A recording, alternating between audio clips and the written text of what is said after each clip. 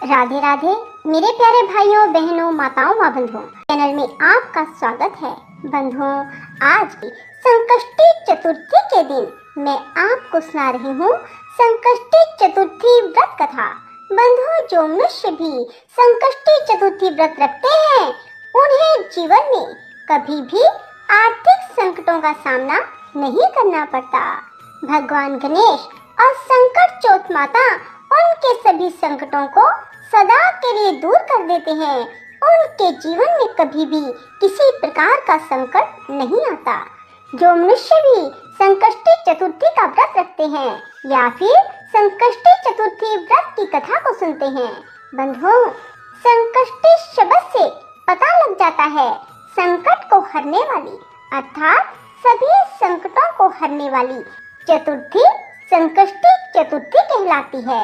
भगवान गणेश मनुष्य के सभी संकटों को दूर करने वाले हैं। कृष्ण पक्ष में आने वाली चतुर्थी को संकष्टी चतुर्थी कहा जाता है। आज संकष्टी चतुर्थी भगवान गणेश और चौथ माता को समर्पित है। जो मनुष्य भी संकष्टी चतुर्थी की व्रत कथा को सुनेंगे उनके सभी संकट सदा के लिए दूर होंगे। उनके जीवन में कभी भी धन की कमी नहीं रहेगी। बंधुओं, पूर्ण भाव सच्ची निष्ठा के साथ ही संकष्टी चतुर्थी व्रत की कथा को सुने। बंधुओं, यदि आपने हमारे YouTube चैनल अब तक सब्सक्राइब नहीं किया तो जरूर करें और बेल आइकन दबाना ना भूलें। बोलो गणेश भगवान की जय, चौथ माता की जय। एक बुढ़िया का लड़का सवेरे गाय चराने जंगल में जाता था और शाम होने पर घर पर वापस आ जाता था। सारे दिन की मेहनत के बावजूद भी वह सिर्फ 8 पैसे रोज के कमाता, जिससे माँ बेटे का गुजर बसर होता था। बुढ़िया का चौथ माता का व्रत था और बुढ़िया चौथ की कहानी सुनने का व्रत और नियम करती थी। व्रत के दिन 5 लड्डू बनाती, 2 चौथ के विनायक के और एक अपना। इस तरह नियम पालन करने से वह मोटी होती जा रही थी। आस पड़ोस की महिलाएं इस बात से जलती थी। उन्होंने बुढ़िया के लड़के को बहकाया। लड़के ने सोचा, मैं तो सारे दिन मेहनत करके सूखी रोटी खाता हूँ और मेरी माँ घर बैठे बैठे लड्डू खाकर मोटी होती जा रही है। इसी सोच के कारण वह एक दिन गाय चराने नहीं गया और छुप कर बैठ गया। उस दिन चौथ थी। बुढ़िया 2 पैसे का घी लाई, सदा की तरह 5 लड्डू बनाए और भोग लगाया। लड़का चुपके चुपके सारी रात देखता रहा। दूसरे दिन वह बुढ़िया से बोला, माँ, मैं कमाने के लिए जाऊंगा, यहाँ कमाई बहुत थोड़ी है। बुढ़िया ने बहुत समझाया पर वह नहीं माना। तो बुढ़िया ने कहा, ठीक है, जैसे तुम्हारी मर्जी, चले जाओ।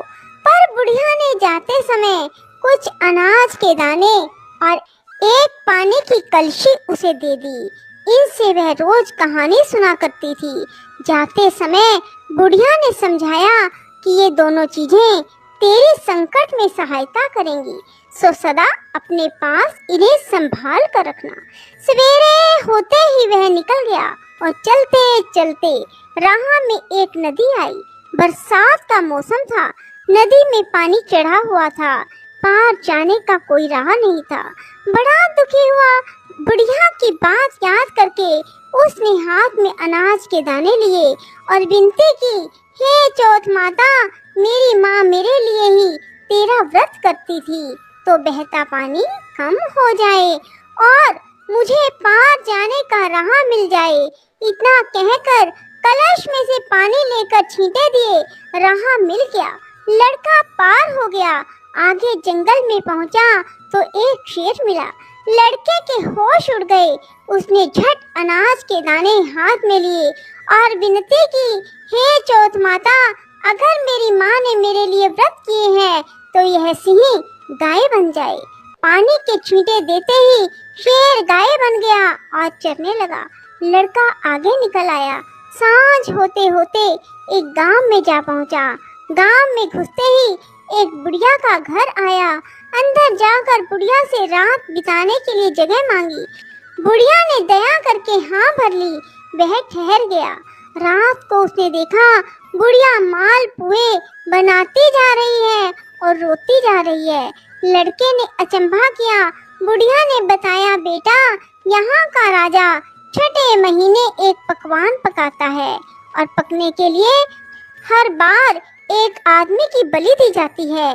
उसका नियम यह है कि बारी बारी हर घर का एक आदमी लिया जाता है। आज मेरे 7वें लड़के की बारी है। उसको आज मालपुए खिलाऊंगी। सुबह होते ही राजा का बुलावा आ जाएगा। लड़के ने कहा, माँ चिंता मत कर, कल तेरे लड़के के बदले मैं जाऊंगा। बुढ़िया ने कहा, दूसरे के बदले कौन मरता है, मैं तुझे क्यों भेजूं? लड़के ने कहा, नहीं, मैं जाऊंगा, ला मालपुए मुझे खिला दे। बुढ़िया ने मालपुए खिला दिए। लड़का खाकर सो गया। सुबह होते ही राजा का सिपाही आया। बुढ़िया ने उसे लड़के को उठाने के लिए बर्तनों की आवाज की और बड़बड़ाना शुरू किया। लड़के की आंख खुली, बात समझ गया और जाने के लिए तैयार हो गया। जाते वक्त उसने अपनी लाठी और कंबल बुढ़िया को संभलाई। कहा, मैं आकर ले जाऊंगा। बुढ़िया ने कहा, मैं संभाल कर तो रख दूंगी, पर मैंने तो गए हुए को आज तक वापस आते नहीं देखा। पर यदि तुम विश्वास रखते हो तो ठीक है, भगवान तुम्हारी रक्षा करे। लड़का चला गया।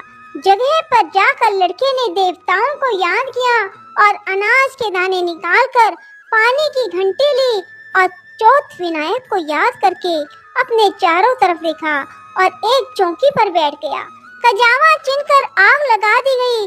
तीसरे दिन कुछ कम्हारों के लड़के खेलते हुए उधर से निकले। उनके हाथ में से एक पत्थर का टुकड़ा उछलकर कजावे पर जा पड़ा। पत्थर पड़ते ही उसमें बर्तनों की टंकार निकली। बात सारे गांव में फैल गई। लोगों ने अचंभा किया। नौकर चाकर भेजे गए। कजावा खोला गया। कांसे पीतल के बर्तन निकले। भीतर से आवाज आई, भाइयों, कजावा धीरे धीरे खोलना, अंदर आदमी भी है। उन्होंने सुझाव दिया कि यदि यह आदमी की ही आवाज है तो तुम डरो मत। आखिर सारा कजावा खोल दिया गया। चौकी पर हंसता हुआ वह लड़का बैठा हुआ था। चौकी के चारों ओर जुआरे हो गए थे। पानी का कलश भरा हुआ था। राजा के पास लड़के को लाया गया। राजा ने सारा किस्सा सुनना चाहा। लड़के ने बताया कि मेरी माँ चौथ विनायक का व्रत करती थी। उसी ने आते वक्त मेरी रक्षा के लिए यह अनाज और पानी का कलश दिया। राजा ने भाग्यवान लड़का देखकर अपनी लड़की का विवाह उसके साथ कर दिया और चौथ व्रत करने का ढिंढोरा पिटवा दिया। कई दिन बीत गए। राजा के बेटों की बहू ने ननद को ताना मारा, बाई जो पेट से निकले, हांडी से नहीं। राजकुमारी ने अपने पति से कहा, माए जहाँ मायका, सास जहाँ ससुराल। लड़का भी बात समझ गया और राजा रानी से आज्ञा ली और अपने गांव को अपनी पत्नी को लेकर चल पड़ा। गांव के पास पहुंचते ही देखने वालों ने बुढ़िया को खुशखबरी दी। बुढ़िया को विश्वास नहीं हुआ। उसने उपलों के ढेर पर चढ़कर देखा। बेटा बहू आते दिखाई दिए। बुढ़िया ने चौथ विनायक को बार बार नमस्कार किया। बेटे बहू ने आकर बुढ़िया के पैर छुए। घर में आनंद छा गया। गांव में चौथ के व्रत का ढिंडोरा पिटवा दिया गया। सब कोई चौथ का व्रत करे, कहानी सुने। 12 नहीं तो 4, 4 नहीं तो 2 महीने चौथ के व्रत जरूर करें। बोलो चौथ विनायक की जय। राधे राधे, जय श्री कृष्णा। बंधुओं, यदि आपको हमारी वीडियो पसंद आए तो इसे लाइक करें और शेयर भी जरूर करें। धन्यवाद।